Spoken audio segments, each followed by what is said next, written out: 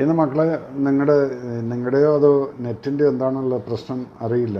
ആരുടെ ആണെങ്കിലും ഇടയ്ക്കിടയ്ക്ക് കട്ടാവുന്നു. ഒരു ഫ്ലുവൻ്റ് ആയിട്ടുള്ള ഒരു നെറ്റ് കണക്ഷൻ കിട്ടുന്നില്ല. അതുകൊണ്ടാണ് സംസാരിച്ചുകൊണ്ടിരിക്കുന്ന സമയത്ത് കട്ടായി പോകുന്നു. ഇനി മറ്റുള്ള ചോദ്യങ്ങൾക്ക് ഉത്തരം പറയുന്നതിന് മുന്നേ നാഷണൽ സെക്യൂരിറ്റി എന്ന് പറയുന്നിടത്ത് നിങ്ങളെപ്പോലുള്ള ഓരോ ചെറുപ്പക്കാരും മനസ്സിൽ രാജ്യം എന്നുള്ള ആ ഒരു സ്പിരിറ്റ് മുന്നിൽ വെച്ചുകൊണ്ട്, അതിനകത്ത് ഹിന്ദു എന്നോ മുസ്ലിം എന്നോ ക്രിസ്ത്യാനി എന്നോ ഒന്നുമില്ല. ഇതിനകത്തുള്ള പ്രശ്നം എന്താണെന്ന് പറഞ്ഞു കഴിഞ്ഞാൽ, നമുക്ക് നാട്ടിൽ ഇന്ന് രാജ്യസ്നേഹം പറഞ്ഞു കഴിഞ്ഞാൽ അവനെ ആർഎസ്സുകാരനും സംഘിയും ആക്കിയിട്ട് മാറ്റണം. പക്ഷേ ഇന്ന് ആ സംഘികളുടെ ഉള്ളിലും മുസ്ലിം നാമധാരികളും ഉണ്ട്, കുറച്ച് സുഹൃത്തുക്കൾ ക്രിസ്ത്യൻസ് ഉണ്ട്. അതെന്താണ്? ആ രാജ്യസ്നേഹം ഉള്ളവർ അതിനകത്ത് വന്നിട്ടുണ്ട്. മറ്റുള്ളവർ പലരും രാജ്യസ്നേഹം ഉണ്ടായിരിക്കുമെങ്കിൽ കൂടെ ചിലപ്പോൾ അവരുടെ സമുദായത്തിൽ നിന്ന് അവർക്ക് കിട്ടാവുന്ന അക്യൂസിഷൻസ് കാരണം അവർ നിങ്ങളുടെ കൂടെ ജോയിൻ ചെയ്യുക ഇതൊന്നും ഉണ്ടാവില്ലായിരിക്കും. പക്ഷേ ഇവിടെ ഞാൻ കണ്ടിരിക്കുന്ന ദേശസ്നേഹം എന്നുള്ളത് അതിനകത്ത് ജാതി മതമൊന്നുമില്ല. ദേശസ്നേഹമുള്ള കുട്ടികൾ എല്ലാ മതത്തിലുമുണ്ട്, എല്ലാ ജാതിയിലുമുണ്ട്. പിന്നെ ഈ പാർട്ടി എന്ന് പറയുന്നവരുടെ ചില ഇൻഫ്ലുവൻസ് കാരണം പലപ്പോഴും അവർ എന്തിന്, ഇന്നിപ്പോൾ നമ്മൾ അമ്പലത്തിൽ ഇവിടുത്തെ ഒരു മന്ത്രി പോലും തൊഴാൻ മനസ്സുണ്ട്, പക്ഷേ അങ്ങനെയുള്ള സീനിയർ അവിടെ നിൽക്കുന്നു എന്ന് കണ്ടതുകൊണ്ട് തൊഴിൽ ഇങ്ങനെയൊക്കെ ആക്കിയിട്ട് അങ്ങ് പോയിട്ട് എന്ന് പറഞ്ഞാൽ ഇങ്ങനെയുള്ള ചില പാർട്ടിയോട് ഉള്ള കടപ്പാട് എന്നൊക്കെ പറഞ്ഞിട്ട് സ്വന്തം മനസാക്ഷിയെ കുത്തി നോവിച്ചുകൊണ്ട് ഈ നടക്കുന്ന അത് സ്വന്തമായിട്ട് തന്നെ നമ്മൾ ചതിക്കുകയാണ്, വഞ്ചിക്കുകയാണ്. അതല്ല ഞാൻ പറയുന്നത്. നിങ്ങൾക്ക് രാജ്യസ്നേഹം എന്ന് പറയുന്നത്, നിങ്ങളുടെ നാഷണൽ സെക്യൂരിറ്റി എന്ന് പറയുന്നത് നിങ്ങളുടെ ഓരോരുത്തരുടെയും കടമയാണ്. നിങ്ങളുടെ ചുറ്റുപാടിലുള്ള വിഷ്ണു, ഓക്കെ, ഞാൻ ക്യാൻസൽ കൊടുക്കില്ല, ഞാനത് ചെയ്തോളാം. ബെസ്റ്റ് മെമ്മറി ഷെയർ ചെയ്യൂ. ഓക്കെ.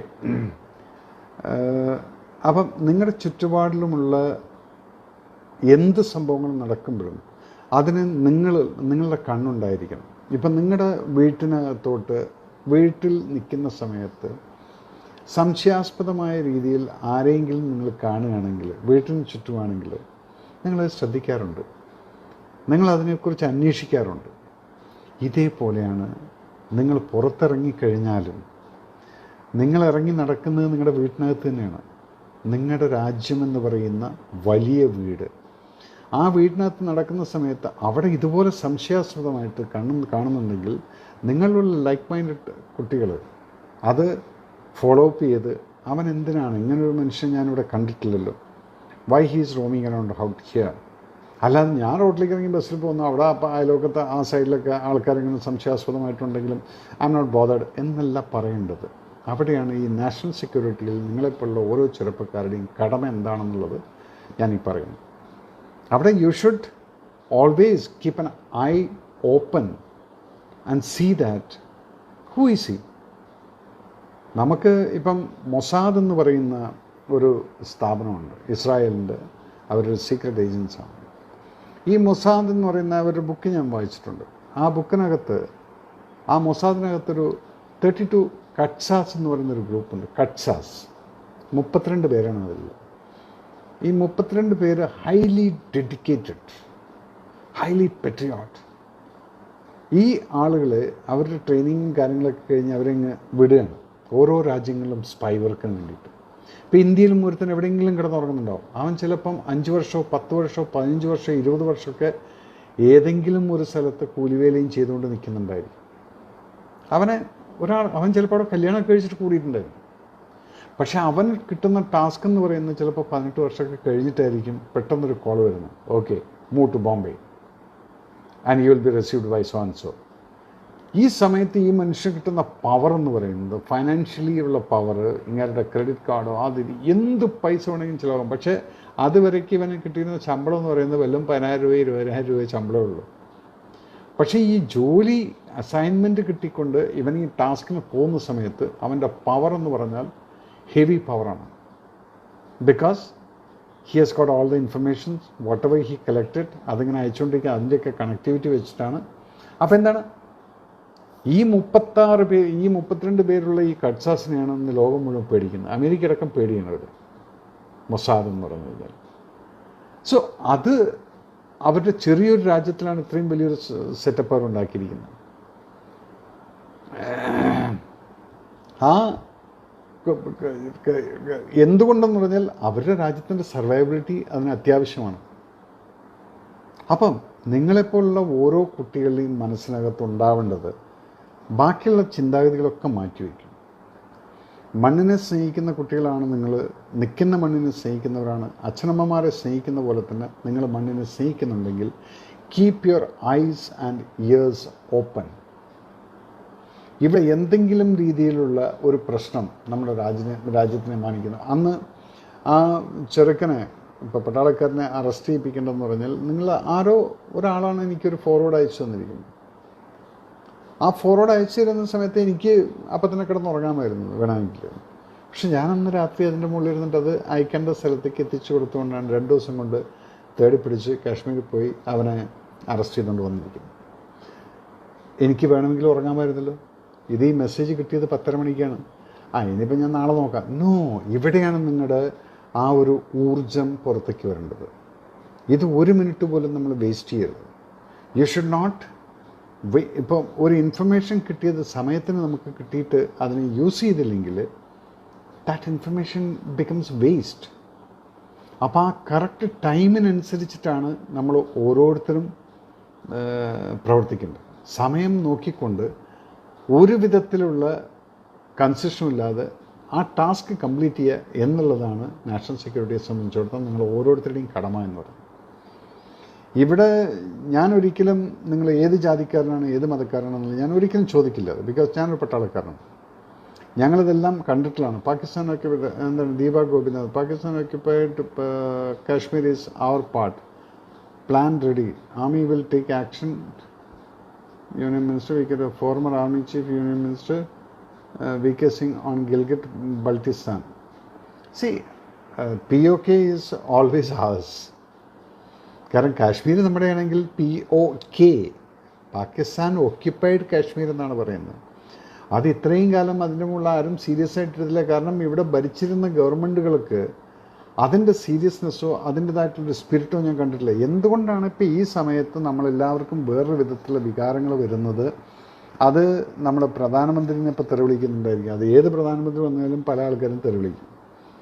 ഇപ്പം തെറിയൊന്നും കേൾക്കാതെ പോയിട്ടുള്ള ഒരാളെന്ന് പറഞ്ഞാൽ മൻമോഹൻ സിംഗ് ജി ആയിരുന്നു. കാരണം അദ്ദേഹം വാ തുറന്നിട്ടില്ല, ഒരു പണിയും ചെയ്തിട്ടുമില്ല. അപ്പോൾ ചെയ്യുന്ന ആളുകളെ മാത്രമേ നമ്മളിപ്പം ഈ അക്യൂസേഷൻ ഇതൊക്കെ ഉണ്ടാവുള്ളൂ. അതല്ലെങ്കിൽ പണിയെടുക്കുന്നവർക്ക് എപ്പോഴും ഇതുപോലുള്ള അക്യൂസേഷൻസ് കാണും. ഇപ്പം നമ്മുടെ കാശ്മീരിൻ്റെ ഇഷ്യൂ എന്ന് പറയുന്നത് നിങ്ങൾ വിചാരിക്കുന്നത് പോലെ ഈ പാകിസ്ഥാൻ ഓക്യുപ്പൈഡ് കാശ്മീർ എന്ന് പറയുന്ന സ്ഥലത്ത് നമ്മുടെ അടുത്ത് ഇരിക്കുന്നത് ഏത് സമയത്തും നമ്മൾ അവിടെ പോയി കഴിഞ്ഞാൽ കാണുന്നത് ബോർഡർ എന്നുള്ളത് വാഗാ ബോർഡർ, അത് കഴിഞ്ഞിട്ട് പല്ലംവാല സെക്ടർ വരയ്ക്ക് വന്നു കഴിഞ്ഞാൽ ജമ്മുവിൽ, അത് കഴിഞ്ഞാൽ പിന്നെ ബോർഡറില്ല. പിന്നീട് LOC ആണ്. ഈ LOC എന്ന് പറയുന്നത് line of actual control, line of control എന്നുള്ളതാണ്. ലൈൻ ഓഫ് കൺട്രോൾ എന്ന് പറഞ്ഞാൽ ഇത് 47 പാർട്ടീഷൻ കഴിഞ്ഞ് 48 Pakistani rebels when they try to invade India, basically അവരുടെ ഐഡിയ എന്തായിരുന്നു? പട്ടൻ ആൻഡ് ബാരാമുള്ള എന്നുള്ള സ്ഥലം അവർക്ക് കിട്ടണം. ബിക്കോസ് അതാണ് കാശ്മീരിലെ ഏറ്റവും വലിയ എക്കണോമിക് സോൺ എന്ന് പറയുന്നത്, ബിസിനസ് ഹബ് എന്ന് പറയുന്നത് ഇതാണ്. അപ്പോൾ അവർ ഇതുവരെ നമ്മൾ ഇന്ത്യ തിരിച്ചടിക്കാനുള്ളത് തുടങ്ങി. എന്തൊക്കെയോ ഇവിടെ ചോദിക്കുന്നു. ഏഷ്യൻ രാജീവ് ഗാന്ധി അസാസിനുമായി ബന്ധപ്പെട്ട ഇൻവെസ്റ്റിഗേഷൻ ടീമിൽ സാർ അംഗമായിരുന്നല്ലോ. സാർ അംഗമായിരുന്നതല്ല, സാറ് തന്നെയായിരുന്നു ആ ടീമിൻ്റെ ക്യാപ്റ്റൻ, ഓപ്പറേഷൻ ക്യാപ്റ്റൻ. അപ്പോൾ അവരെ പിടിക്കുന്നതിൻ്റെ എല്ലാം ഒരു ഹെഡായിരുന്നു ഞാനും. എൻ്റെ ഒരു 10, 12, 16 പിള്ളേർ കമാൻഡോസും ഉണ്ടായിരുന്നു. അപ്പം അവരൊക്കെ ആയിട്ടുള്ള അതെല്ലാം പറഞ്ഞു കഴിഞ്ഞാൽ നിങ്ങൾ മിഷൻ 90 എന്നുള്ള സിനിമ എടുത്തു കഴിഞ്ഞാൽ മമ്മൂക്ക അഭിനയിച്ചിരിക്കുന്ന ക്യാരക്ടർ റിയൽ ലൈഫിൽ ഞാനായിരുന്നു. Do you think terrorist are getting stronger in Kerala soil? ഇത് 10 വർഷം മുന്നേ ഞാൻ ഇവിടുത്തെ ഗവൺമെൻറ് അടുത്ത് പറഞ്ഞിട്ടുണ്ടായിരുന്നു. ബിക്കോസ് കാശ്മീരിൻ്റെ അതേ ഒരു അവസ്ഥയിലോട്ട് കേരളം മാറും ഒരു 10 വർഷം കഴിഞ്ഞാലെന്നുള്ളത് അന്ന് NIA ചീഫായിരുന്ന RV രാജു, രാധാ വിനോദ് രാജു സാറും ഞാനും കൂടെ ഇരുന്ന് സംസാരിച്ച് ഡിസ്കസ് ചെയ്തപ്പോൾ അദ്ദേഹം പറഞ്ഞ വാക്കുകളാണത്. എടോ, നമ്മളൊക്കെ ഇരിക്കുന്ന ഈ സ്ഥലം ഭയങ്കര പ്രശ്നമാകും കേട്ടോ. ഒരു 10 കൊല്ലം കൂടെ കഴിയുമ്പോഴത്തേക്കും എന്നുള്ളത് അദ്ദേഹം അന്ന് പറഞ്ഞു. ഇന്ന് അദ്ദേഹം ജീവിച്ചിരിപ്പില്ല. പാവപ്പെട്ട എത്രയും വലിയൊരു സിൻസിയർ ഓഫീസർ അദ്ദേഹത്തിനെ നമുക്ക് നഷ്ടപ്പെട്ടു. അപ്പോൾ അദ്ദേഹം അന്നത് പറഞ്ഞിരുന്നു. അതിൻ്റെയൊക്കെയാണ് ഇപ്പം നിങ്ങൾ കാണുന്നത്. ഇതിനകത്ത് ഒന്നേ ഉള്ളൂ, നമ്മുടെ ഈ രാജ്യസ്നേഹവും രാജ്യത്തിൻ്റെ സെക്യൂരിറ്റിയും വരുന്ന സമയത്ത് നമ്മളൊരിക്കലും നമ്മുടെ പാർട്ടിയോ അല്ലെങ്കിൽ പാർട്ടിക്കാരെയോ അങ്ങനെ എനിക്ക് 10 വോട്ട് കിട്ടണം എന്ന് വിചാരിച്ചുകൊണ്ട് തെറ്റ് ചെയ്തവരെ ഞാൻ സപ്പോർട്ട് ചെയ്യുക എന്നുള്ള ആ ഒരു പ്രവണത നിങ്ങൾ നാളെ ഒരു പൊളിറ്റീഷ്യനോ ഒരു മന്ത്രി എന്തെങ്കിലുമൊക്കെ ആവുന്ന സമയത്ത് അന്ന് ഞാൻ ജീവനുണ്ടാവില്ലായിരിക്കും. പക്ഷേ ഈ ഒരു വാക്ക് നിങ്ങൾ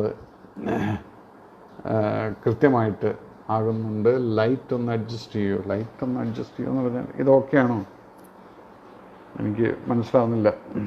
അപ്പം അന്ന് നിങ്ങൾ മനസ്സിലാക്കണം, ഒരു രാജ്യം ഭരിക്കാൻ ജനങ്ങൾ നിങ്ങളെ വോട്ട് ചെയ്തുകൊണ്ട് ആ കസേരയോട്ട് കയറ്റി ഇരുത്തിക്കഴിഞ്ഞാൽ പിന്നീട് കുറ്റം ചെയ്യുന്നവനെ ഏത് പാർട്ടിക്കാരനെന്ന് നോക്കിയിട്ടല്ല ശിക്ഷിക്കലും പ്രൊട്ടക്ഷൻ നടത്തുന്നത്. കുറ്റം ചെയ്തവനെ അതിന് എൻ്റെ പാർട്ടിക്കാരനാണെങ്കിലും ശരി, ഞാൻ അവനെ ശിക്ഷിക്കും. ആ സമയത്താണ് ജനങ്ങൾക്ക് നിങ്ങളുടെ പാർട്ടിയിലുള്ള വിശ്വാസം കൂടുന്നതും. അതില്ലെങ്കിൽ ആ കുറ്റം ചെയ്തവൻ്റെ 10 വോട്ടിന് വേണ്ടിയിട്ട് അവനും അവൻ്റെ വീട്ടുകാരുടെയും 10 വോട്ടിന് വേണ്ടിയിട്ട് അവനെ പ്രൊട്ടക്റ്റ് ചെയ്യുന്ന സമയത്ത് ഇത് കണ്ടുകൊണ്ടിരിക്കുന്ന സാധാരണക്കാരായിട്ടുള്ള 500 വോട്ട് അത് മാറിപ്പോകുന്നു എന്നുള്ളത് നിങ്ങൾ ഓരോരുത്തരും മനസ്സിലാക്കണം. ഇത് ഈ മണ്ടത്തരം ചെയ്തുകൊണ്ടിരിക്കും. അങ്ങനെ നമ്മൾ ഒരു പാർട്ടിക്കകത്ത് നോക്കിക്കഴിഞ്ഞാൽ ക്രിമിനൽസും റേപ്പിസ്റ്റും എല്ലാം കൂടെ തിങ്ങി നിറഞ്ഞു നിൽക്കുന്ന ഒരു അവസ്ഥ നമ്മൾ കാണുന്നുണ്ട്. അതല്ല വേണ്ടത്. ചൈന മേജറിൻ്റെ മൂക്കിടിച്ച് പരത്തിയതിനെക്കുറിച്ച് ചൈന മേജറിൻ്റെ അല്ല, ചൈനയുടെ മേജറിൻ്റെ മൂക്കിടിച്ച് പരത്തിയതിനെ കുറിച്ച് എന്താ അഭിപ്രായം? നല്ല അഭിപ്രായം. അത് ചങ്കോട്ടുള്ളൊരു സെക്കൻഡ് ലെഫ്റ്റനൻ്റാണ്. അവൻ അത്രയും വലിയ സീനിയർ അല്ലാത്തതുകൊണ്ട് നിങ്ങളെപ്പോലുള്ള ചെറുപ്പക്കാരനാണ്.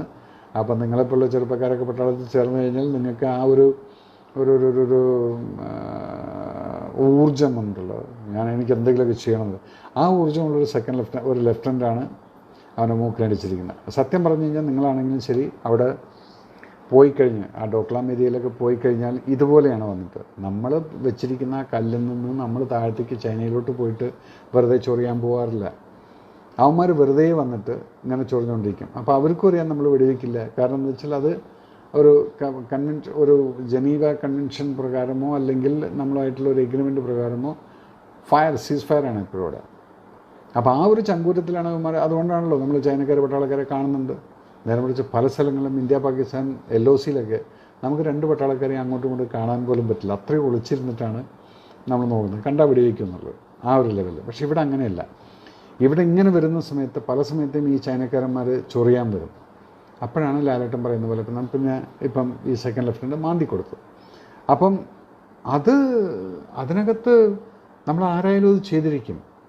ബിക്കോസ് നമ്മുടെ മണ്ണിൽ കയറി വന്നിട്ട് ഇത് എൻ്റെ മണ്ണാണെന്ന് പറഞ്ഞുകൊണ്ടിരുന്നു കഴിഞ്ഞാൽ കുറേ സമയം പറഞ്ഞു കൊടുക്കും. പിന്നെ പറഞ്ഞ് മനസ്സിലാക്കുന്നില്ലാത്ത സമയത്താണ് നമ്മൾ കയ്യാങ്കളിക്ക് ഇറങ്ങുന്നത്. അതിന് ആ നാടിന് വേണ്ടിയിട്ടുള്ള കയ്യാങ്കളിയാണ്. അപ്പോൾ ഫുൾ പട്ടാളക്കാർ കൂടെയുണ്ട്. അതുപോലെ തന്നെ സീനിയേഴ്സ് എല്ലാവരും അദ്ദേഹത്തെ സാറിൻ്റെ റിയൽ ലൈഫ് കീർത്തിചക്ര ആകാശ് കേട്ടിട്ടുണ്ട്, ശരിയാണ്, യെസ്. അതിനകത്ത് ലാലേട്ടൻ ചെയ്ത ക്യാരക്ടർ റിയൽ ലൈഫിൽ ഞാനായിരുന്നു. ജീവ ചെയ്ത ക്യാരക്ടർ എൻ്റെ ഫേസ്ബുക്കിനകത്ത് ഇന്നലെ ഞങ്ങൾ ആ ഫോട്ടോ ഇട്ടിട്ടുണ്ട്, അനിലായിരുന്നു. അങ്ങനെ അതുകൊണ്ടാണ് ആ സിനിമ ഇത്രയും അധികം നിങ്ങളുടെ മനസ്സിനകത്ത് കയറിയിരിക്കുന്നത്. ബിക്കോസ് ഞങ്ങൾ കണ്ട ഓപ്പറേഷനാണത്, ഞാൻ ചെയ്ത ഓപ്പറേഷനാണ്.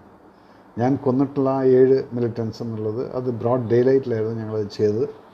ആ സമയത്ത് അതുകൊണ്ടാണ് അതുപോലെ ആ റേപ്പ് ചെയ്യപ്പെടുന്ന കുട്ടികളുടെ ഉമ്മ എന്നോട് പറഞ്ഞ കഥയാണ് ഇവർ റേപ്പ് ചെയ്യപ്പെട്ടിരുന്നു എന്നുള്ളത്. അപ്പോൾ അത് പിന്നെ എൻ്റെ ഇമാജിനേഷനിൽ അത് അങ്ങനെ നമ്മൾ ചിത്രീകരിച്ച് നിങ്ങൾ കണ്ട സമയത്ത് നിങ്ങൾക്ക് പോലും ദേഷ്യവും കരച്ചിലും സങ്കടവും എല്ലാം കൂടെ വന്നിട്ടുള്ളൊരു സിറ്റുവേഷൻ ഉണ്ടാക്കാൻ കാരണം ഇതായിരുന്നു.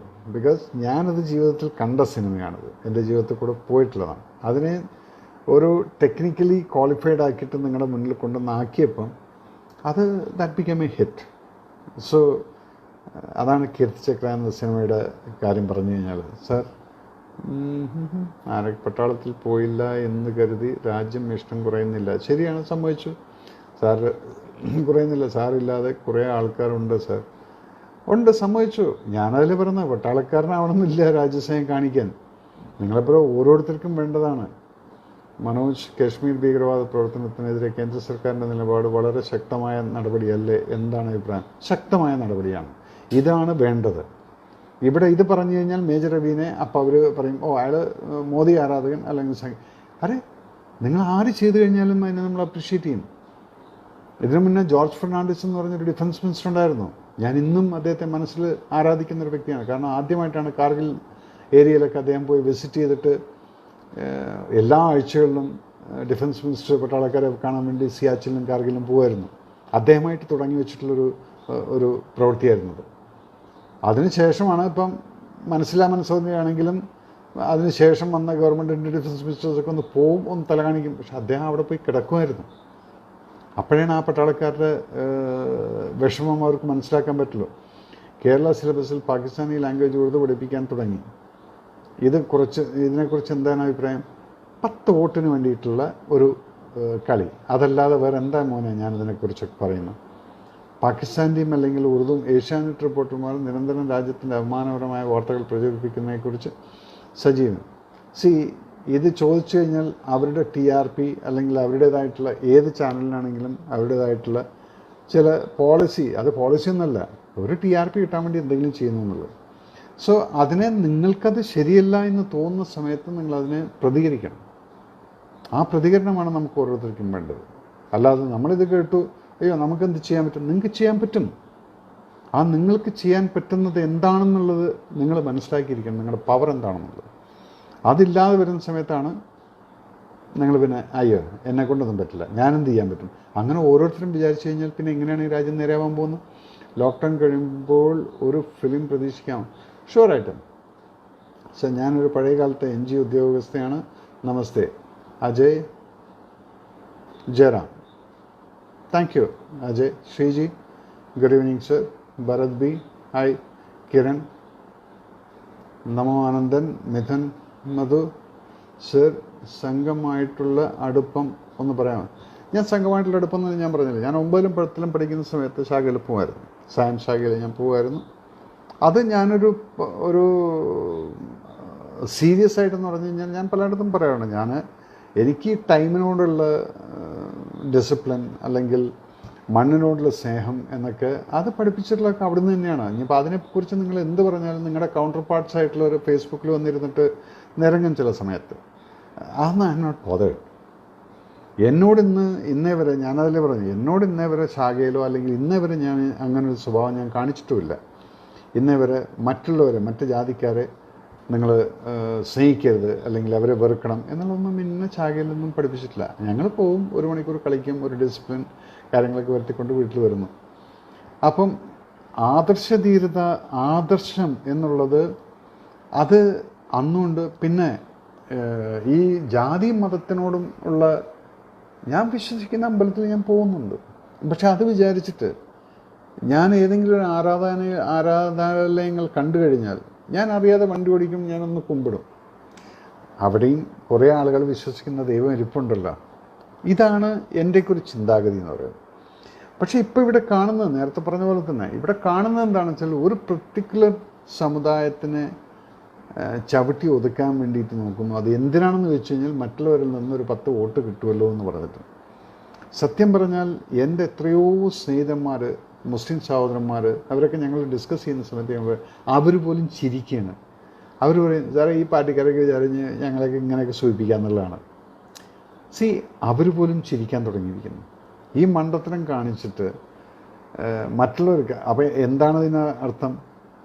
ഒരു സമുദായത്തിനെ എന്ത് ചെയ്ത് കഴിഞ്ഞാൽ അവർ തിരിച്ച് പ്രതികരിക്കില്ല എന്നുള്ളത് കൊണ്ടാണത്. സോ അതിന് നിങ്ങൾ BJP-കാരനാവണമെന്നോ കമ്മ്യൂണിസ്റ്റുകാരനാവണമെന്നോ കോൺഗ്രസ് ആവണമെന്നല്ല, നിങ്ങൾ നിൽക്കുന്ന മണ്ണിനെ സ്നേഹിക്കുന്ന ഒരു പൗരനായിട്ട് മാറുക എന്നുള്ളതാണ് നിങ്ങളെപ്പോഴുള്ള ഓരോരുത്തരുടെയും കടമ എന്ന് പറയുന്നത്. അതിനകത്ത് നിങ്ങൾ ഞാൻ പട്ടാളക്കാരന് എന്തുകൊണ്ടാണ് ഞങ്ങൾക്ക് ഈ ജാതി മതം സ്പിരിറ്റ് ഇല്ലാത്തതല്ലാതെ? പിക്കറ്റ് 43 കണ്ടപ്പോൾ മുതൽ ജ്യോതിഷ് നമ്പ്യാർ കണ്ടപ്പോൾ മുതലേ ഉള്ള ഒരു സംശയമാണ് സർ, ഒരാൾ മാത്രമുള്ള ഒരു പോസ്റ്റ് LOC ബോർഡിലുണ്ടോ? ഇല്ല മോനെ, അത് ഞാൻ സിനിമയ്ക്ക് വേണ്ടിയിട്ട് നിങ്ങൾക്ക് ആ ഒരു ഫീൽ കിട്ടാൻ വേണ്ടിയിട്ടാണ് ഞാൻ എങ്ങനെയാലും ഒരു പോസ്റ്റിനകത്ത് മിനിമം 4 പേരുണ്ടായിരിക്കും. പക്ഷെ ഞാൻ ആ കഥ ഇങ്ങനെ ആലോചിച്ച് തോന്നി, ഇങ്ങനൊരു ലോൺലിനെസ് ഫീൽ ചെയ്ത് കഴിഞ്ഞാൽ ഈ 4 പേരുണ്ടെങ്കിലും ശരിക്കും പറഞ്ഞാൽ ഡേ ടൈമിലൊക്കെ ഒരാൾ തന്നെ ഉണ്ടാവുള്ളൂ ഇവിടെ. കാരണം 4 പേരിൽ ഒരാൾ വയർലെസ്സിൻ്റെ ലൈൻ നേരെയാക്കാൻ പോയിട്ടുണ്ടാവും, ഒരാൾ റേഷൻ എടുക്കാൻ പോയി കാണും, പിന്നെ ഇരിക്കുന്ന ഒരാൾ ആ ഒറ്റയ്ക്ക് ഇരിക്കുന്ന സമയത്ത് അപ്പുറത്തും പാകിസ്ഥാനിലും അതുപോലെ തന്നെ ആയിരിക്കും. ഇവർ തമ്മിൽ സംവാദങ്ങളും സംശയങ്ങളും അങ്ങോട്ടും ഇങ്ങോട്ടും സംസാരം ഇതെല്ലാം ഉണ്ടായിരിക്കും. അപ്പം ഇതൊക്കെ വെച്ച് ഞാൻ ആ ഒരു കഥ എഴുതിയത് എന്താണെന്ന് പറഞ്ഞു കഴിഞ്ഞാൽ അവിടെ മനുഷ്യത്വം എന്നുള്ളതാണ് ഏറ്റവും വലിയൊരു കാര്യം. അവർ നോക്കിയാൽ ഞാൻ ആ പടത്തിനകത്ത് കാണിച്ചിരുന്നത് 2 കമ്പിവേലിയാണ് ഇട്ടിരിക്കുന്നത്. വേണമെങ്കിൽ നിന്ന് അപ്പുറത്തേക്ക് പോവാം, പക്ഷെ അവരൊരിക്കലും അങ്ങോട്ടും ഇങ്ങോട്ടും ക്രോസ് ചെയ്യില്ല. അതൊരു ബോണ്ടിങ് ആണ്. അപ്പോൾ ആ ബോണ്ടിങ് ഉണ്ടെങ്കിൽ എന്താണ്, അവർ തമ്മിൽ യാതൊരു വെടിവെപ്പും സംഭവങ്ങളൊന്നുമില്ല. പിന്നെ തമാശയ്ക്കാണ്, രാത്രി കള്ളുകുടിക്കാൻ അറിയാത്ത പാകിസ്ഥാനി അടിച്ചു കഴിഞ്ഞാൽ അവൻ്റെ കിളി പോവാണ്. പിന്നെ അവൻ വെടിവെക്കുന്നത് എങ്ങോട്ട് അപ്പം ഇവനെയല്ല വെടിവെക്കുന്നത്, അവൻ കാണിക്കുന്ന ഓരോരോ കോപ്രായങ്ങൾ, അതൊരു തമാശയായിട്ടങ്ങ് എടുക്കുക. അത് ആ ഒരു കഥയ്ക്ക് വേണ്ടി ചെയ്തതാണത്. അപ്പം അതുകൊണ്ട് അങ്ങനെ ഒറ്റയ്ക്കുള്ള ആൾക്കാരുള്ളതില്ല കേട്ടോ. ഞാൻ എന്താണ് ഇപ്പോഴാ പോയി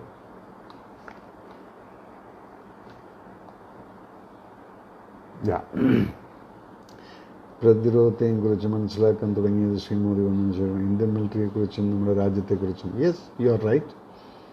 ജയൻ ലക്ഷ്മി, ദേവിക, സുജിത് വിജയൻ നമസ്കാരം. കണ്ണൻസ് ഹരികൃഷ്ണൻ, എപ്പോൾ ചീഫ് ഡിഫൻസ് പറഞ്ഞ കാര്യം സാറിന് ശരിയാണെന്ന് തോന്നുന്നുവോ? Please reply. ഇപ്പോൾ ചീഫ് ഓഫ് അതെന്താണ് ആനന്ദ് കൃഷ്ണൻ? ഒന്നുകൂടെ ആ ചോദ്യം മനസ്സിലായില്ല. ഇപ്പോൾ ചീഫ് ഡിഫൻസ് എനിക്ക് മനസ്സിലായില്ല അത് പറഞ്ഞ കാര്യം എന്താണെന്നുള്ളത്. എന്താണ് ആ കാര്യം പറഞ്ഞത് അത് പറയൂ, അപ്പം ഞാൻ പറയാം. Praveen, Chaiju, Anandu Masoon, I am a nurse by profession and now I am working outside India because of low salary in India. I love to work in Indian Army as my profession. How can I apply, sir? അതിന് age ഉണ്ട്. ആ ഏജിനകത്താണെങ്കിൽ നിങ്ങളൊരു nursing സ്റ്റുഡൻ്റാണ്, nursing കഴിഞ്ഞിട്ടാണെങ്കിൽ I think 27 വയസ്സ് വരെയ്ക്കും അങ്ങനെയാണെങ്കിൽ nursing അസിസ്റ്റൻ്റായിട്ട് കയറാൻ പറ്റും. അതിവിടെ വന്നതിന് ശേഷം ചെയ്യാതെ. Shri Sujindra Nair, hi Major Sahib, I am an ex-BSF person and living in UK. Hi Sujindra Nair, BSF veteran. Okay, very good. Anandu Madhusudan, yes, Jai Hind. Tacharavalapil Bashir. Hi Bashir, how are you? Unnitan, Engandiyur, Srijit Pri, Namaste, Jai Hind, Indirami. അപ്പോൾ കണ്ടോ, ഞാൻ ഇപ്പം നിങ്ങളുടെ എല്ലാവരുടെയും ഈ ഒരു spirit എന്ന് പറയുന്നത് ഇതാണ് നിങ്ങൾക്ക് വേണ്ടത്, രാജ്യം എന്നുള്ളത്. ഇവിടെ ഈ കോപ്രായം കാണിച്ചുകൊണ്ട് നമ്മുടെ ഈ ജാതിയും മതം പറഞ്ഞുകൊണ്ട് നമ്മൾ സെപ്പറേറ്റ് ആക്കാൻ നോക്കുന്ന ഈ പൊളിറ്റിക്കൽ സിനാരിയോനെ നിങ്ങൾ ഒന്നടക്കം നിങ്ങൾ സുഹൃത്തുക്കൾ ചേർന്നുകൊണ്ട് അതിനകത്ത് ഹിന്ദുവും മുസ്ലിമും ക്രിസ്ത്യാനിയും എല്ലാം കൂടെ ഒറ്റക്കെട്ടായി നിന്നുകൊണ്ട് ഭാരതീയൻ എന്നുള്ളൊരു ഫീലോട് കൂടിയിട്ടാണ് നിങ്ങൾ മുന്നോട്ട് പോകേണ്ടത്. ഈ മണ്ടത്തരം പറഞ്ഞുണ്ടാക്കിക്കൊണ്ട് ആ പള്ളിയിൽ വെച്ചാൽ അത് പറഞ്ഞു, ഈ മുള്ളാക്ക് ഇത് പറഞ്ഞു, ഈ നമ്പൂരി ഇത് പറഞ്ഞു, ഈ പണിക്കർ അത് പറഞ്ഞു. മക്കളെ ഒന്നാലോചിക്കണം, ഏത് പാർട്ടിക്കാർ ഭരിച്ചാലും ശരി, നിങ്ങളുടെ വീട്ടിൽ 1 കിലോ അരി വാങ്ങിക്കണമെങ്കിൽ നീ സമ്പാദിച്ചുണ്ടാക്കിയാൽ മാത്രമേ ഉള്ളൂ. ഈ സമയത്ത് ഇതുപോലുള്ള വൃത്തികെട്ട പ്രവണതയിൽ നിങ്ങൾ ഒരിക്കലും വീഴരുത്. ഈ ജാതിയുടെയും മതത്തിൻ്റെ പേര് തല്ലുകൂടാൻ നിൽക്കരുത്. അപ്പം അവിടെ ജാതിയും മതമൊന്നുമില്ല, അവിടെ മനുഷ്യത്വം മാത്രമാണ് നിങ്ങൾ പഠിക്കേണ്ടത്. ആ മനുഷ്യത്വം നിങ്ങൾ പഠിച്ചു കഴിഞ്ഞാൽ തന്നെ നിങ്ങൾ നല്ലൊരു ഭാരതീയനായി. അതിനകത്ത് ഒരിക്കലും ഒരാളെയും നോക്കിക്കൊണ്ട് നീ ഇതാണ് അതുകൊണ്ട് ഞാൻ ഇത് ചെയ്യില്ല, നിനക്ക് വേണ്ടി ഞാൻ സഹായിക്കില്ല, നിൻ്റെ പേരെന്താണെന്ന് ചോദിച്ചുകൊണ്ട് ഒരിക്കലും ഒരുത്തിനെ സഹായിക്കരുത്. ഞാൻ കാലത്ത് ഇറങ്ങിക്കൊണ്ട് ഞാൻ ഒരു സമുദായത്തിലോട്ടങ്ങ് ഇറങ്ങി ചെല്ലുന്ന സമയത്ത് അതിനകത്ത് പല ജാതിക്കാരുണ്ടായിരിക്കും. പക്ഷെ അവർ പാവമാണെങ്കിൽ ഞാൻ കയറി ചെന്ന് അവരെ വീട്ടിൽ പോയി കൊടുക്കുന്നു, ചോദിക്കില്ല നിങ്ങൾ ആരാണ് എന്താണെന്നുള്ളത്. എനിക്ക് തോന്നി ഒരു പാവമാണ് എന്ന് തോന്നിക്കഴിഞ്ഞാൽ ഞാൻ കയറി ഹെൽപ്പ് ചെയ്യാറുണ്ട്. അപ്പം അതുപോലെ തന്നെ ആയിരിക്കണം നിങ്ങളുടെ ഓരോരുത്തരുടെയും സ്വഭാവം എന്ന് പറയുന്നത്. ഇവിടെ രാഷ്ട്രീയപരമായിട്ട് നിങ്ങൾ രാജ്യത്തിനെ സ്നേഹിച്ച് രാജ്യസ്നേഹി എന്ന് പറഞ്ഞു കഴിഞ്ഞാൽ രാഷ്ട്രീയപരമായിട്ട് നിങ്ങളെ വർഗീയനാക്കിയിട്ട് മാറ്റും. നിങ്ങൾ വർഗീയനാണ്, സംഘിയാണ്, മറ്റത് SDP ആണ്, മറ്റതാണ് മറിച്ചാണ്, ഇങ്ങനെയുള്ള ഓരോ തീവ്രവാദ സംഘടനകളുമായിട്ട് നിങ്ങളെ കണക്ട് ചെയ്തുകൊണ്ട് നിങ്ങളെ ഡിമോറലൈസ് ചെയ്യും. നിങ്ങൾ രാജ്യത്തിനെ സ്നേഹിക്കുന്നുണ്ടെങ്കിൽ ആ സ്നേഹം എന്ന് പറയുന്നത് കൂടെയുള്ള ഓരോരുത്തരെയും ജാതി നോക്കാതെ സ്നേഹിക്കുക എന്നുള്ളതാണ്. സോ ജയ്ഹിന്ദ് സർ, ജിഹാദി പ്രവർത്തനങ്ങൾക്ക് എന്താണത് പോയി. ഒരു സാധാരണക്കാരൻ ആർമി യൂണിഫോമിനോട് രാജ്യത്തോട് എന്ന പോലെ തന്നെ സ്നേഹവും ബഹുമാനമുണ്ട് sir. Yes, I understand that. ദൈവം ഒത്തിരി അനുഗ്രഹിക്കട്ടെ. സാബു കുമാർ, മനോജ്, നിങ്ങളോടൊക്കെ ഉത്തരവും പറഞ്ഞുകൊണ്ട് ഞാൻ പോകുന്ന സമയത്ത് എൻ്റെ സംസാരം മുഴുവൻ എവിടേക്ക് നമസ്തേ ചേട്ടാ, മദ്രാസ് റെജിമെൻറ്റിലെ സോൾജറാണ് ഞാൻ. യദുകൃഷ്ണൻ, ഓക്കെ, ട്രിവാൻഡ്രം. അപ്പോൾ അവിടെ ഉള്ളത് 9 മദ്രാസ് ആണെന്ന് തോന്നുന്നു. കാരണം I am not sure. Mithun, Sreenandanam, Sreekumar, ഈ ഭീകരവാദം ആക്രമണം പൂർണ്ണമായും നിർത്താൻ എന്താണ് ഒരു വഴി സർ? അതാണ് ഇനിയും നോക്കുന്നത്. യെസ്, ഇതിനൊരു വഴിയുണ്ട്. വെട്ടൊന്ന് മുറി രണ്ട്. അതെന്താണെന്ന് നിങ്ങൾക്ക് മനസ്സിലായില്ല അല്ലേ? പഞ്ചാബിലെ ടെററിസം വന്നിരുന്ന സമയത്ത് ഞാനവിടെ ഓപ്പറേറ്റ് ചെയ്തിരുന്ന 87, 88, 89 കാലങ്ങളിലൊക്കെ. അന്നവിടെ ഞാൻ NSGയിലായിരുന്നു. അപ്പോൾ NSGയിലായിരുന്ന സമയത്ത് ഞങ്ങൾ അവിടെ പോയി കഴിഞ്ഞാൽ അവിടെ അന്ന് പ്രസിഡൻസ് റൂളായിരുന്നു. ആ സമയത്ത് അവിടുത്തെ DGP എന്ന് പറയുന്നത് നിങ്ങളൊക്കെ കേട്ട് കാണും, പ്രശസ്തനായിട്ട്, നിങ്ങൾ നെറ്റിൽ കയറിയാലും അടിച്ചാൽ മതി, KPS ഗിൽ എന്ന് പറയുന്നൊരു വ്യക്തി.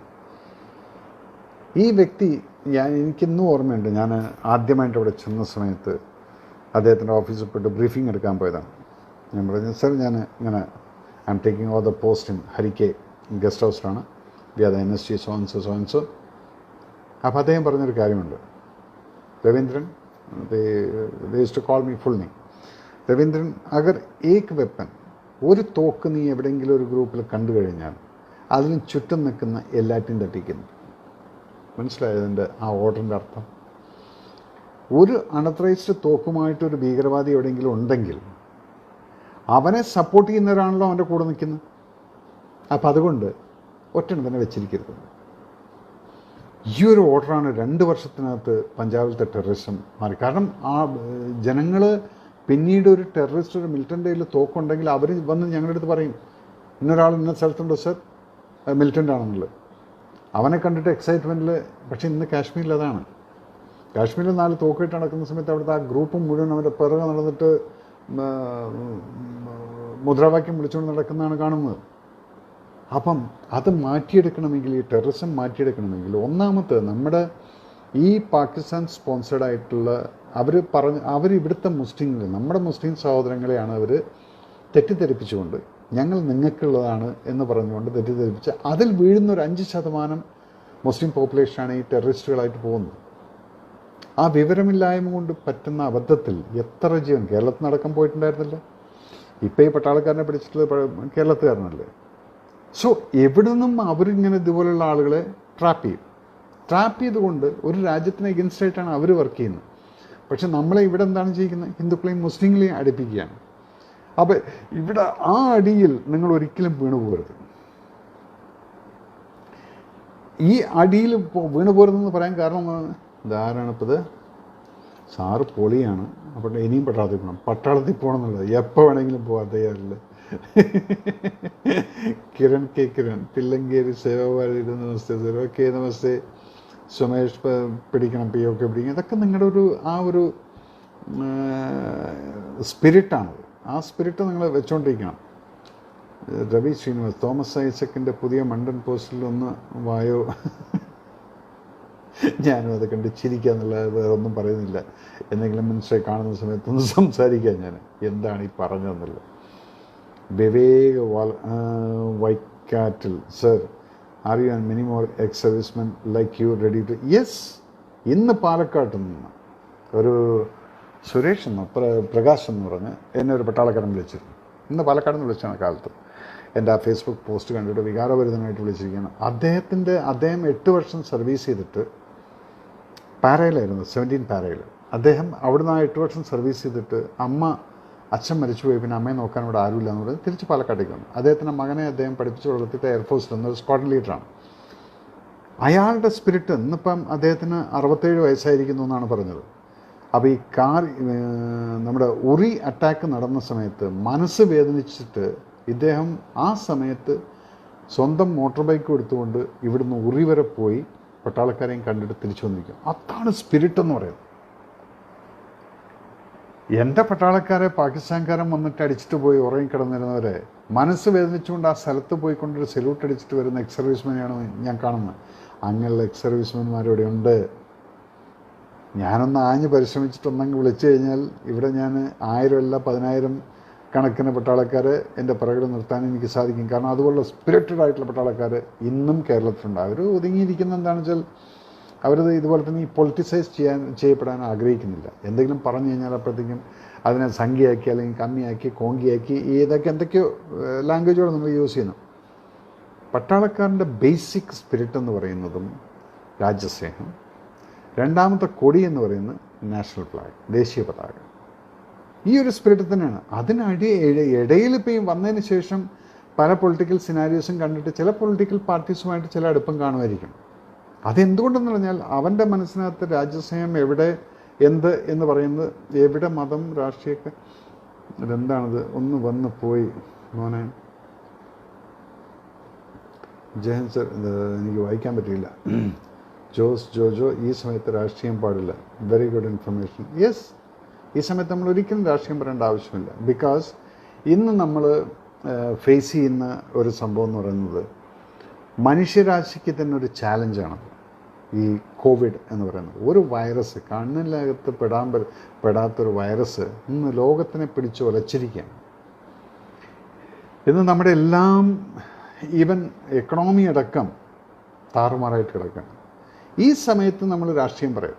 ഇന്ന് ആര് ഭരിക്കുന്നോ അവരുടെ കൈ സ്ട്രോങ് ആക്കാനാണ് നമ്മൾ നോക്കേണ്ടത്. അപ്പോൾ അതിൻ്റെ ഇടയിൽ ഇപ്പോൾ ഭരിക്കുന്നവർ പോലും ആ രാഷ്ട്രീയം പറയാൻ പാടില്ല എന്നുള്ളതാണ് ഞാൻ പറയുന്നത്. ഇപ്പോൾ അതിനകത്ത് നേരത്തെ ഇപ്പോൾ ചോദിച്ച് ഫൈനാൻസ് മിനിസ്റ്ററിൻ്റെ സ്റ്റേറ്റ്മെൻറ്റ് എന്നുള്ളത്, അദ്ദേഹം പോലും അതൊന്നും പറയാൻ പാടില്ലായിരുന്നത്. എന്താണെന്ന് വിചാരിച്ചു കഴിഞ്ഞാൽ ഇപ്പോൾ വേണ്ടത് നമ്മളെല്ലാവരും ഒരുമിച്ച് നിന്നുണ്ട്. ഇപ്പോൾ ഇന്ന് ഞാൻ കാലത്ത് അമേരിക്കയിലത്തെ ഫൊക്കാന ആളുകളായിട്ട് സംസാരിക്കേണ്ടത്, അവരുടെ എല്ലാം വറി എന്ന് പറയുന്നത് ഞങ്ങൾ തിരിച്ച് നാട്ടിലോട്ട് വന്നു കഴിഞ്ഞാൽ അവിടെ ഞങ്ങളെ സഹായിക്കാൻ ആളുകൾ ഉണ്ടാവുമോ എന്നുള്ളതാണ്. ഇനി ഇവിടെ എന്താണ് വേണ്ടത്? അപ്പോഴും ഞാൻ പറഞ്ഞൊരു കാര്യമുണ്ട്, ഇവിടെ ഇനി വേണ്ടത് നമ്മുടെ കേരളത്തിൻ്റെ ഏറ്റവും അധികം പൊട്ടൻഷ്യൽ എന്ന് പറയുന്നൊരു സംഭവം എന്താണ്? ടൂറിസം. അതിനെ നമ്മൾ നെഗ്ലക്റ്റ് ചെയ്ത് കിടക്കുകയാണ്. അതിനെ ഡെവലപ്പ് ചെയ്ത് കഴിഞ്ഞാൽ എത്രയോ ആളുകൾക്ക് പ്രോസ്പെരിറ്റിയിലോട്ട് പോകാനുള്ള എല്ലാവിധ ചാൻസുകളോടെ ഉണ്ടായിരിക്കും. അതുപോലെ തന്നെ ഈ കൊടി രാഷ്ട്രീയം, എന്തെങ്കിലും ഒന്ന് തുടങ്ങുന്ന സമയത്ത് പണിയെടുക്കാതെ എനിക്ക് കാശ് കിട്ടണം എന്ന് പറഞ്ഞ് നടക്കുന്ന ഈ ഒരു സംഭവമില്ല, അതാദ്യം മാറ്റണം. അതിന് ഏത് ഗവൺമെൻറ്റാണെങ്കിലും ശക്തമായിട്ട് എതിർക്കണം. അത് ആ പണം മുടക്കിയവൻ്റെ, അതുപോലെ തന്നെ സിംഗിൾ വിൻഡോ സിസ്റ്റം, ഒരു പെർമിഷൻ വേണമെന്നുണ്ടെങ്കിൽ 10 ചെയറിന് മുന്നിൽ പോയി നിൽക്കേണ്ട അവസരം വരരുത്. അപ്പോൾ ആ സിസ്റ്റം മുഴുവൻ ഒന്ന് മാറ്റി. കാരണം ഈ കൊറോണ നമ്മളെ പഠിപ്പിച്ചൊരു പാഠം എന്ന് പറയുന്നത് നമുക്ക് നാളെ ഉണ്ടോ എന്നുള്ളത് അറിയാത്തതാണ് ഈ മനുഷ്യ ജന്മം എന്നുള്ളത് കാണിച്ചു തന്നു. അപ്പോൾ അവിടെ വേണ്ടത് ഇനി ഈ രാജ്യത്തിനെ നമ്മൾ ഒരു ലെവലിൽ ഇങ്ങനെ നിന്നിരുന്ന ആൾക്കാർ നമ്മളങ്ങ് താന്ന് ഇവിടെ എത്തിയിരിക്കും. ഇനി ഇതിനെ പിടിച്ചങ്ങ് പൊക്കണമെങ്കിൽ നമ്മൾ ഒരുമിച്ച് നിന്ന് പൊക്കണം. ആ സമയത്ത് നമുക്ക് രാഷ്ട്രീയം പറയരുത്, ജാതിമതം പറയരുത്. എത്രയോ ആളുകൾ ഈ സമയത്ത് പോലും ജാതിയും മതവും പറയാമെന്ന് പറയുന്ന സമയത്ത് സങ്കടകരമായിട്ടുള്ള കാര്യമാണ്. I love my army. Okay, thank you. നിസ്സു അടുപ്പിക്കുന്നത് സംഖ്യകളല്ലേ? എന്ത് അത് മിസ്സായിപ്പോയി നിസ്സാർ ആ പറഞ്ഞ തെറ്റാണത്. അടുപ്പിക്കുന്നത് സംഖ്യകളല്ല. സംഖ്യകൾ എന്ന് പറഞ്ഞാൽ അതിനകത്ത് ഇപ്പം ഹിന്ദുവിലാണെങ്കിലും മുസ്ലിമിലാണെങ്കിലും ഈ തീവ്ര മനോഭാവമുള്ള ആളുകളുണ്ട്. അവരോടാണ് ഞാൻ ഈ പറയുന്നത്, ആ തീവ്ര മനോഭാവം നിങ്ങൾ മാറ്റിവെക്കും. അതിൽ പറയും ഈ ജാതിയുടെയും മതത്തിൻ്റെയും പേരിൽ നിങ്ങൾ ഒരിക്കലും പറയരുത്. ഇത് പറഞ്ഞ് അടുപ്പിക്കുന്നത് തന്നെ ഇവിടുത്തെ രാഷ്ട്രീയമാണ്. ആ രാഷ്ട്രീയത്തിനെ മനസ്സിലാക്കിക്കൊണ്ട് നിങ്ങൾ ഒരിക്കലും ജാതിയും മതത്തിൻ്റെയും പേരിൽ നിങ്ങൾ അടികൂടരുത്. നാടിന് വേണ്ടി ഒരുമിച്ച് നിന്നിട്ട് അടികൂടും. അത് ശത്രുക്കളോട്, അല്ല തമ്മിലല്ല.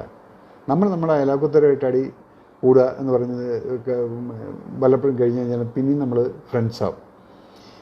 ഇപ്പം നമ്മുടെ രാജ്യത്തിൻ്റെ അയലോക്കത്തുകാരനായിട്ട് ചെയ്യുന്ന സമയത്ത് അതവിടെ നമ്മൾ എങ്ങനെ പറഞ്ഞു കഴിഞ്ഞാലും അവർ ഫ്രണ്ട്സ് ആവില്ല. കാരണം 70 വർഷമായിട്ടും അവർക്ക് ഇന്നേവരെയും ഇന്ത്യയോടുള്ള ശത്രുതാ മനോഭാവം മാറിയിട്ടില്ലെന്ന് പറയുന്ന സമയത്ത് അവരുടെ ആ ലാംഗ്വേജ് സംസാരിക്കണത്. അപ്പം അതിന് നിങ്ങൾ ഒറ്റക്കെട്ടായിട്ടാണ് നിൽക്കേണ്ടത്. അല്ലാതെ ഇതിൻ്റെ ഉള്ളിൽ തന്നെ നിങ്ങൾ അടിയും പിടിയും കൂട്ടിക്കഴിഞ്ഞാൽ പിന്നെ നിങ്ങൾ എങ്ങനെയാണ് ഒരു രാജ്യത്തിന് വേണ്ടി ഫൈറ്റ് ചെയ്യാൻ പോകുന്നത്? അതുകൊണ്ടല്ലേ പട്ടാളത്തിന് ഇത്രയും വലിയ സ്ട്രെങ്ത് എന്ന് പറയുന്നത്. ഞങ്ങൾ ഉള്ളിൽ യാതൊരു വിധത്തിലുള്ള ജാതി മതത്തിൻ്റെയും സ്പിരിറ്റ് ഇല്ല. ഒറ്റക്കെട്ടായി നിന്നുകൊണ്ടാണ്, അത് ചൈന ബോർഡറാണെങ്കിലും ശരി പാകിസ്ഥാൻ ബോർഡറാണെങ്കിലും ശരി, ഒറ്റക്കെട്ടായി നിന്നുകൊണ്ടാണ് ഞങ്ങൾ ഫൈറ്റ് ചെയ്യുക. അതുകൊണ്ടാണ് ആ പട്ടാളം ഇന്നും സ്ട്രോങ് ആയിട്ട് അവിടെ നിൽക്കുന്നത്. അപ്പം അങ്ങനെയുള്ള പട്ടാളക്കാരെ കണ്ടുകൊണ്ട് നിങ്ങൾ പഠിക്കൂ. അവർക്കില്ലാത്ത ജാതി സ്പിരിറ്റും പാർട്ടി സ്പിരിറ്റും എന്തിനാണ് നിങ്ങൾക്ക്? അതാ ഇലക്ഷൻ വരുന്നവരൊക്കെ ആയി. അത് കഴിഞ്ഞാൽ പിന്നെ നിങ്ങൾ നിങ്ങളുടെ പണിയെടുത്തുകൊണ്ട് ജീവിക്കൂ. പിന്നെ അതിൻ്റെ ഉള്ളിലാണ് ഈ പണിയെടുക്കാതെ ഞാൻ തല്ലിപ്പിച്ചുകൊണ്ട് ഞാൻ ജീവിച്ചു പോകും എന്ന് പറയുന്നു. നിങ്ങളോട് ശരിക്കും അത് ചെയ്യുന്നുണ്ട്. ഒരു ഒരു പട്ടാളക്കാരെ അങ്ങനെ പറഞ്ഞതിന് അതിൻ്റേതായിട്ടുള്ള ഞാൻ ഓൾറെഡി ആളുകൾ അത് ടേക്ക് ഓവർ ചെയ്തിരിക്കുന്നു. സാജു വേണുഗോപാൽ ശ്രീധരൻ ദിലീപ് വിഷയത്തിൽ ഒപ്പോസ് ചെയ്ത ആളുകൾ കമലിനെതിരെ ഒപ്പോസ് ചെയ്ത് കണ്ടില്ല. നിങ്ങൾക്കൊക്കെ അറിയാമല്ലോ ഇതെല്ലാം ആരെന്താണെന്നുള്ളത്. അതാണ് പറഞ്ഞത്, ആട്ടും തോലും ഇതുപോലുള്ളതാണ്. കുറ്റം ചെയ്യുന്നവൻ ആരാണെങ്കിലും കുറ്റം ചെയ്തു എന്ന് പറയാൻ ഒരു പ്രാവശ്യം നിങ്ങളത് പറയുന്നുണ്ടെങ്കിൽ അത് പറയണം. ഇത് ഇവിടെ പലപ്പോഴും കാണുന്നുണ്ട്. ഇവിടെ നിന്നുകൊണ്ട് നോട്ടിലോട്ട് നോക്കി കുരയ്ക്കുന്ന നമ്മൾ പറയുന്ന നായ്ക്കളെന്ന് പറയുന്നില്ലേ, അതൊക്കെ നമ്മൾ കാണുന്നുണ്ട്. ഞാൻ എന്താണ് അതിലൊന്നും മിണ്ടാത്തത്? ബിക്കോസ് ഞാൻ എൻ്റേതായിട്ടുള്ള അഭിപ്രായം എന്ന് പറയുന്നത്, ആര് കുറ്റം ചെയ്താലും ശരി അവൻ കുറ്റവാളി തന്നെയാണ്, അവൻ തെറ്റുകാരനാണ്, അവൻ ഏത് പാർട്ടിക്കാരനാണ്, ഏത് ജാതിക്കാരനാണ്. ഇപ്പോൾ ഇവിടെ കണ്ടതല്ലേ, ഞാൻ ഇന്ന ജാതിക്കാരനായതുകൊണ്ടാണ് എന്നെ ഇങ്ങനെ അക്യൂസ് ചെയ്യുന്നതെന്ന് പറയുന്നത് ബുൾഷിറ്റ്. എന്തെങ്കിലും പറഞ്ഞ് രക്ഷപ്പെടാൻ വേണ്ടി നോക്കുകയാണ്. തെറ്റ് ചെയ്ത് കഴിഞ്ഞാൽ തെറ്റ് ചെയ്തോ, നീ മാറി നിൽക്ക്. അതില്ല. ഇവിടെ എല്ലാവരും വേണ്ടത് ഒരു കസേലയും ചെയറിൻ്റെ പിറകിൽ ഒരു വെള്ളയും പച്ചയായിട്ടുള്ളൊരു ടവലും, 750 രൂപയുടെ ടവൽ, അതും തൂക്കിയിട്ടുകൊണ്ട് ഗവൺമെൻറ്റിൻ്റെ കാശും ഗവൺമെൻറ്റിൻ്റെ കാറും ഗവൺമെൻറ്റിൻ്റെ ഫ്ലാറ്റും ഒക്കെ ആയിട്ട് ഇങ്ങനെ നടക്കുക. ഇവർക്കൊക്കെ ഉളുപ്പുണ്ടോ എന്ന് ചോദിച്ചു കഴിഞ്ഞാൽ യെസ്, ഉളുപ്പില്ല. അങ്ങനെയുള്ളവരാണ് ഇതിൽ. ഉളുപ്പുള്ള ലീഡേഴ്സിനെയും നമ്മൾ കണ്ടിട്ടുണ്ടായിരുന്നു. ഇവിടേക്ക് മുഖ്യമന്ത്രി അടക്കം റിസൈൻ ചെയ്തിട്ടുള്ളൊരു സ്റ്റേറ്റാണ് ഇവിടെ. നമ്മളതും കണ്ടിട്ടുണ്ട്. ഒരു അക്യൂസിഷൻ വന്ന സമയത്ത് അദ്ദേഹം റിസൈൻ ചെയ്ത് പോയിട്ടുണ്ട്. പക്ഷേ ഇപ്പോഴത്തേന്ന് പറഞ്ഞാൽ ഇത് എന്ത് പറഞ്ഞാലും ശരി, ഞാൻ കസേല വിടില്ല മോനെ. അത് നിങ്ങൾ എന്ത് വേണമെങ്കിലും പറഞ്ഞു, പക്ഷേ ഞാൻ കസേല വിടില്ല. 3-4 വർഷമായിട്ടാണ് സർ രാജ്യസ്നേഹം പട്ടാളക്കാർക്കെതിരെ ഇത്ര ശത്രുത ഉണ്ടായത്. അതിൻ്റെ കാരണം എന്താണ്? ചില പാർട്ടിക്കാരാണ് ഇതിന് ഉത്തരവാദി എന്ന് തോന്നുന്നുണ്ടോ? എല്ലാവർക്കും അറിയാവുന്ന കാര്യമാണ്. കാരണം BJP വന്നതിന് ശേഷം ഇവിടെ പട്ടാളക്കാർക്ക് വളരെയധികം പവർ കിട്ടിയിട്ടുണ്ട്. അപ്പോൾ അതിനെ പറയുന്നതെന്ന് വെച്ചാൽ അട്രോസിറ്റിക്ക് പവർ കൊടുത്തിരിക്കുകയാണെന്നുള്ളതാണ്. No, it is not that.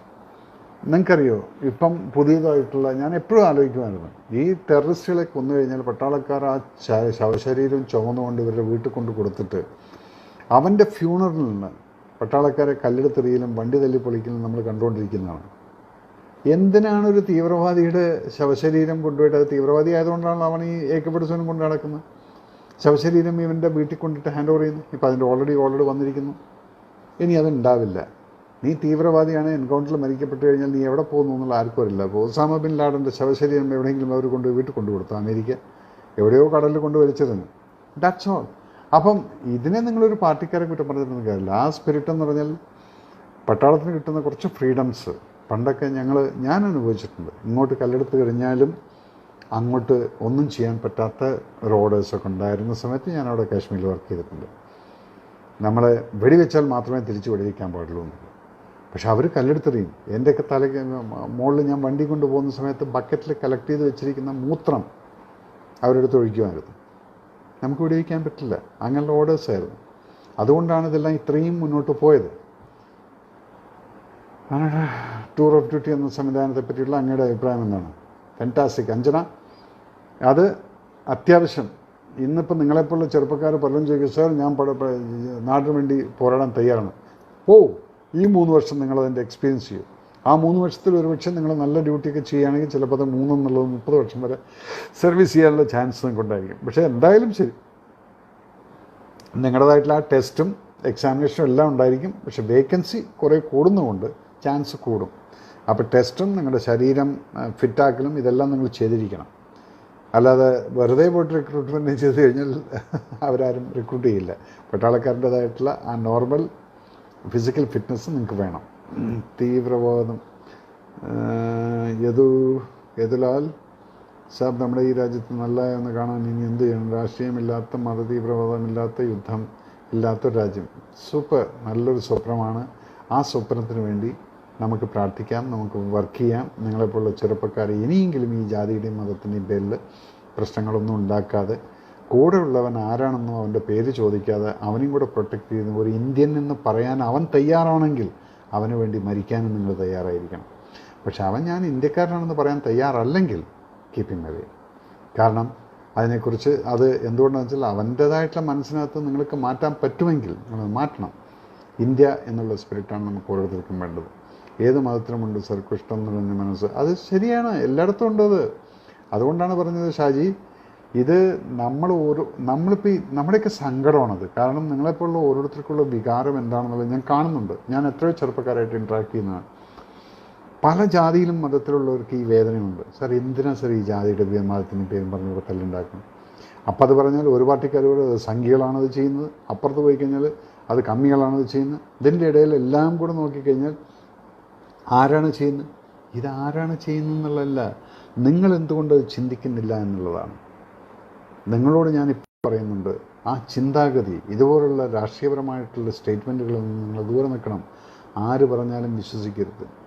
ഇന്ന് അമ്പലങ്ങളും പള്ളിയും ഇതൊന്നും ഇല്ലാതെ തന്നെ ഈ കൊറോണ സമയത്ത് നമ്മൾ ഒരു പ്രശ്നമില്ലാതെ, ഒരു ജാതി പ്രശ്നമില്ലാതെ ജീവിച്ചു പോയി 3 മാസം. അതെങ്ങനെയായിരുന്നത്? ഒരു വർഗീയതകൾ എവിടെയും ഉണ്ടായിട്ടില്ല. സോ അപ്പോൾ അതങ്ങനെ ജീവിക്കാമെങ്കിൽ നമുക്കെന്നും അങ്ങനെ ജീവിച്ചൂടെ? വിശ്വശാന്തി എന്നുള്ളത് ഞങ്ങളൊരു 12 പേര് ചേർന്നിട്ട് മോഹൻലാൽ സാറിൻ്റെ അച്ഛൻ്റെയും അമ്മയുടെയും പേരിൽ ഉണ്ടാക്കിയിരിക്കുന്ന ഒരു ട്രസ്റ്റാണ്. അതിൻ്റെ basic 1 treatment, medical assistance, 2 educational assistance. അതാണിപ്പോൾ ഞങ്ങൾ ചെയ്തുകൊണ്ടിരിക്കുന്നത്. ഇപ്പോൾ ഈ കൊറോണ സമയത്ത് ഇവിടെ നമ്മൾ ഒരു റോബോട്ട് കൊടുക്കേണ്ടായി. കാരണം ഈ കൊറോണ ആയിട്ടുള്ള ആളുകളെ ചെക്ക് ചെയ്യാനും അവരെ പരിചരിക്കാനും കൂടിയായിട്ട് ഒരു റോബോട്ട് നമ്മൾ സപ്ലൈ ചെയ്തു. അത് കഴിഞ്ഞ് പിന്നീട് ഇപ്പോൾ കോയമ്പത്തൂരിലും ഇനി ഞങ്ങൾ ബോംബെയിലും കൊണ്ടുപോയിട്ട് ഇതിൻ്റേതായിട്ടുള്ള ഈ മെഡിക്കൽ കിറ്റുകളും PPE കിറ്റും എല്ലാം സപ്ലൈ ചെയ്യുന്നുണ്ട്. അപ്പോൾ അത് ഹെൽത്തിൻ്റെ കവറിൽ വരും. പിന്നെ എഡ്യൂക്കേഷൻ ലെവലിൽ ചില ആളുകൾ, അതുപോലെ തന്നെ ഇപ്പോൾ ഇത് വന്നു, മഹാമാരി വന്ന സമയത്ത് പലരുടെയും വീട് പോയി, ജീവൻ പോയി. ആ സമയത്തെല്ലാം നമ്മളവരെ ഹെൽപ്പ് ചെയ്തിട്ടുണ്ട്. അതാണ് വിശ്വശാന്തിയുടെ. അത് നന്നായിട്ട് പോകുന്നുണ്ട്. അതുപോലെ ഇപ്പോൾ റീസെൻ്റ്ലി ഞാനിപ്പോൾ കഴിഞ്ഞ ഒരു മാസമായിട്ട് എൻ്റെ വണ്ടിക്കകത്ത് ഇഷ്ടംപോലെ ജ്യൂസ് കിടക്കുന്നുണ്ടായിരിക്കും. കൊക്കോകോളയാണ് ആ ജ്യൂസ് വിശ്വശാന്തിക്ക് വേണ്ടി തന്നത്. അത് ഞാൻ എൻ്റെ വണ്ടിക്കകത്ത്, കാരണം ആരെയും കൊണ്ടുമില്ല, എൻ്റെ വണ്ടിക്കകത്ത് തന്നെ 4 കേസിട്ട് വഴിയിൽ വെയിലത്ത് പോലീസുകാർ ഡ്യൂട്ടിക്ക് നിൽക്കുന്നവർക്ക് അവരുടെ കയ്യിൽ കൊടുത്തിട്ട് പോകും. ഒരു സോഷ്യൽ സർവീസ്. അപ്പോൾ ഇങ്ങനെയുള്ള ചില കാര്യങ്ങളൊക്കെ പലരും നമ്മളെ ഹെൽപ്പ് ചെയ്യുന്ന സമയത്ത് വിശ്വശാന്തി ഇത് ചെയ്യുന്നുണ്ടല്ലോ. അതുകൊണ്ടാണ് കൊക്കോകോള ഒരു 150 കേസസ് കൊണ്ടുവന്നു. അത് ഇഷ്ടംപോലെ കൊണ്ട് സപ്ലൈ ചെയ്തുകൊണ്ടിങ്ങനെ നടക്കുന്നുണ്ട്. ഇപ്പോഴും ഉണ്ട്. ഇനിയിപ്പോൾ അത് ഓരോ സമയത്ത് പോകുന്ന സമയത്ത് ഇതുപോലെ കേസെടുത്ത് വണ്ടിക്കകത്തിട്ട് ആവശ്യക്കാർക്ക് കൊടുത്തുകൊണ്ടിരിക്കും. അതാണ് വിശ്വശാന്തിയുടെ ഒരു കാര്യം. സർ, പാക് അധിനിവേശ കാശ്മീർ ഇന്ത്യൻ ആർമി തിരിച്ചു പിടിക്കുമോ? It's almost done. നമ്മൾ തിരിച്ചു പിടിക്കാൻ വലിയ പ്രയാസമൊന്നുമില്ല. കാരണം പാകിസ്ഥാൻ്റെ ഫൈനാൻസ് എന്ന് പറയുന്നത്, ഫൈനാൻഷ്യൽ സ്റ്റാറ്റസ് വെരി ബാഡാണ്. അവർക്കൊരു യുദ്ധത്തിനോ അല്ലെങ്കിൽ ഇതുപോലുള്ള ഒരു സംഭവത്തിനോ നിൽക്കാൻ പറ്റുന്ന ഒരു അവസ്ഥയിലല്ല ഇപ്പോൾ അവർ നിൽക്കുന്നത്. പിന്നെ നമ്മൾ സ്ട്രോങ് ആയിട്ട് നിൽക്കുന്ന സമയത്ത് അവർക്ക് ആ ഭയമുണ്ട്. ഇന്ത്യയിൽ വളർന്നു വരുന്ന സ്ലീപ്പർ സെൽ നിയന്ത്രിക്കുന്നതിൽ സർക്കാർ എടുക്കുന്ന നടപടിയെക്കുറിച്ച്, സ്ലീപ്പർ സെല്ലിനെ കുറിച്ച് ഞാൻ പലയിടത്തും ഞാനത് പറഞ്ഞിട്ടുണ്ട്. ഇതുപോലുള്ള സ്ലീപ്പർ സെല്ലുകളും ഇതുപോലുള്ള പ്രവൃത്തി ചെയ്യുന്ന ആളുകളും ഇന്ത്യയിൽ പലയിടത്തും ഉണ്ട്. ഇതിന് നമ്മളും അതുപോലെ തന്നെ ഒരു സീക്രട്ടീവ് മിഷൻ നമ്മൾ സ്റ്റാർട്ട് ചെയ്യേണ്ടത്. It's a high time to start a secretive mission to finish these kind of sleeper cells. അത് അവർ പോലും അറിയരുത്. അതുപോലെ തന്നെ അതല്ലേ ഞാൻ പറഞ്ഞത്, നമ്മുടെ ഇന്ത്യയിൽ നിന്ന് ഇപ്പോൾ റിട്ടയർ ആയിട്ടുള്ള ആൾക്കാർ, അതാണ് ഞാൻ അന്ന് പറഞ്ഞത്. ഇനിയിപ്പം ഞാൻ റിട്ടയർ ആവുന്ന സമയത്ത് എൻ്റെ അടുത്തൊരു വീടോ ഒരു കാര്യങ്ങളൊന്നും ഉണ്ടായില്ല. പുറത്ത് വന്നു, സിനിമ ചെയ്തു. പലരും പുറത്ത് വന്നിട്ട് അവരുടെ വീടും ഉണ്ടാക്കിയിട്ടുണ്ട്, അവരുടേതായിട്ടുള്ള സെറ്റപ്പുകളൊക്കെ ചെയ്തു. അപ്പോൾ ഇപ്പം എന്താണ്, ഇനിയിപ്പം രാജ്യത്തിന് വേണ്ടി ഇനി എന്തെങ്കിലും ചെയ്യാം. ശമ്പളം തരണ്ട, നിങ്ങൾ ശമ്പളമൊക്കെ ഇഷ്ടംപോലെ നമുക്ക് തന്നിട്ടുണ്ട്. ഇപ്പം നമ്മൾ സേഫുമാണ്. അപ്പോൾ അങ്ങനെയുള്ള ആൾക്കാർ എൻ്റെ കൂടെ ഉണ്ട് കുറേ. We don't want any salary man, will still B on the advisory capacity or operational capacity, ഇതിനൊക്കെ റെഡിയായിട്ട് നിൽക്കുന്ന പട്ടാളൊക്കെ. ഇന്ന് ആ പറഞ്ഞ ആൾ 67 വയസ്സാണ്. പക്ഷേ എങ്കിലും അദ്ദേഹം ഫ്രീ ഫോൾ ചെയ്തിട്ടുണ്ട്, പാരാജംസും, അങ്ങനെയുള്ളൊരു ടഫ് കമാൻഡോ. ആ മൈൻഡ്, അതിൽ ഏജില്ല. ഈ ടഫ് മൈൻഡ് കാണുന്ന സമയത്ത് അതിനകത്ത് ഏജില്ല. അങ്ങനെയുള്ള ആളുകൾ ഇപ്പോഴും ഉണ്ട് ഇവിടെ. കൂടെ ചൈന ബെൽറ്റ് ആൻഡ് റോഡ് ഉണ്ട്. സിയാച്ചിൻ വഴിയുണ്ട്. ചൈന പാകിസ്ഥാൻ എക്കണോമിക് കൊറിഡോർ കടന്നു പോകുന്നു എന്ന് കേൾക്കുന്നത് ശരിയാണ്.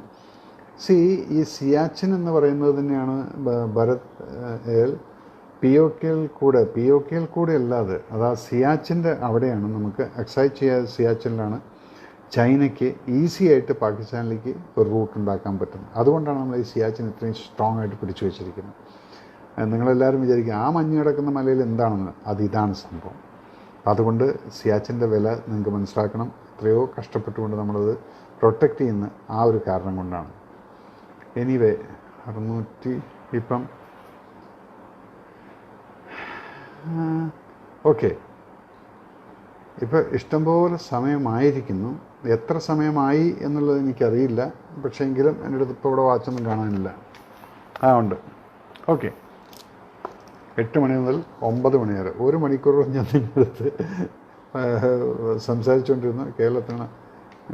കേരളത്തിലെ ജിഹാദി കമ്മി കൂട്ടുകെട്ട്, കേരളത്തിൽ നിന്നാണ് എല്ലാത്തിനും തീവ്രവാദികൾക്കും ഫണ്ട് വരുന്നതും സപ്ലൈ ചെയ്യുന്നതെല്ലാം. അതിനൊക്കെ തന്നെയാണ് ഇപ്പം ഓരോന്നോരോന്നായിട്ട് NIA-യും നാഷണൽ ഏജൻസീസ് എല്ലാം പിറകിലുണ്ട്. ഇത് നല്ലൊരു സന്ദേശമാണ് താങ്കൾ കൊടുക്കുന്ന. A big salute Ramdas. ശരിക്കും ഗാന്ധർവൻ റിപ്ലൈങ് ടു അറബ് രാജ്യങ്ങളിലെ പോലെ ഗോകുൽദീപ് റോബർട്ട് ജനറൽ ഹോസ്പിറ്റൽ കൊടുത്തത് PK പ്രശാന്ത് അല്ലേ? ആരാണത്? റോബോട്ട് ഹോസ്പിറ്റൽ കൊടുത്ത് PK പ്രശാന്ത് അല്ലേ? ആരാണ് കൊടുത്തതെന്ന്? പക്ഷേ ഞങ്ങളാണ് വിശ്വശാന്തിയാണ് കാശ് കൊടുത്ത് വാങ്ങിച്ചിട്ട് അവർക്ക് സപ്ലൈ ചെയ്തിരിക്കുക. അവരുണ്ടാക്കി, ചിലപ്പോൾ ഈ പ്രശാന്ത് ഉണ്ടാക്കിയതായിരിക്കാം. പക്ഷെ നമ്മളവർക്ക് പൈസ കൊടുത്തിട്ടാണ് അത് വാങ്ങിച്ചിട്ട് നമ്മൾ അവർക്ക് ഫ്രീ ആയിട്ട് സപ്ലൈ ചെയ്തു. Arunkumar Madhavankutty 5 years compulsory. ഇവിടെ മെഡിക്കൽ കോളേജിലാണ്. ഇത് എവിടത്തെയാണ് ഒരു റോബർട്ട് ജനറൽ ഹോസ്പിറ്റൽ കൊടുത്തത്? ജനറൽ ഹോസ്പിറ്റലിൻ്റെ എനിക്കറിയില്ല.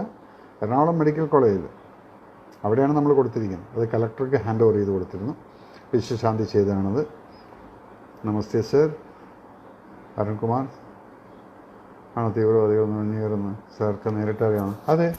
പാകിസ്ഥാൻ പട്ടാളത്തിൻ്റെ സഹായമില്ലാതെ അവർക്ക് ഒരിക്കലും ഇങ്ങോട്ട് നുഴഞ്ഞു കയറാൻ പറ്റില്ല. അങ്ങനെ ഇൻഡിപെൻഡൻ്റ് ആയിട്ട് അവർക്ക് വർക്ക് ചെയ്യാനും പറ്റില്ല. രൂപേഷ്,